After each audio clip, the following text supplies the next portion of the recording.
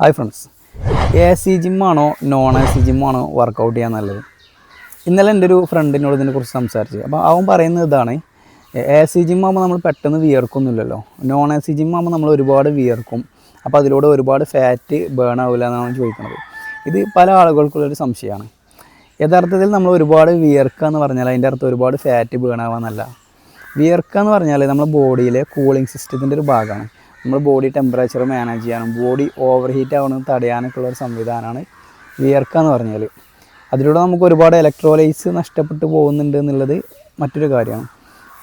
Fat burn ആവുന്നത് എങ്ങനെയാണെന്ന് ചോദിച്ചു കഴിഞ്ഞാൽ, നമുക്ക് ഒരുപാട് എനർജി ആവശ്യമുള്ള സമയത്ത്, ഇപ്പോൾ നമ്മൾ വർക്കൗട്ടൊക്കെ ചെയ്യുന്ന സമയത്ത് നമുക്ക് ഒരുപാട് എനർജി ആവശ്യമായിട്ട് വരും.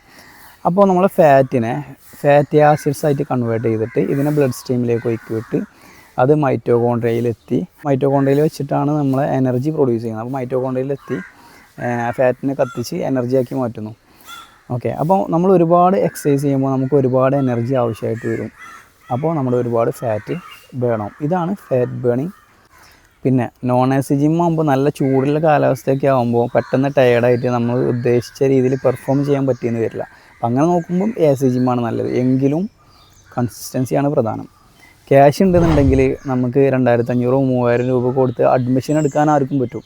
പക്ഷേ സ്ഥിരമായിട്ട് ജിമ്മിൽ പോയി വർക്കൗട്ട് ചെയ്യുക എന്നുള്ളതാണ് പലർക്കും പറ്റാത്ത കാര്യം. അപ്പം സ്ഥിരമായിട്ട് നമ്മൾ വർക്കൗട്ട് ചെയ്യുകയാണെന്നുണ്ടെങ്കിൽ നമുക്ക് റിസൾട്ട് ഉണ്ടാവും. അവിടെ AC ജിമ്മാണോ നോൺ AC ജിമ്മാണെന്നുള്ളത് ഒരു മാറ്ററല്ല. ഓക്കെ.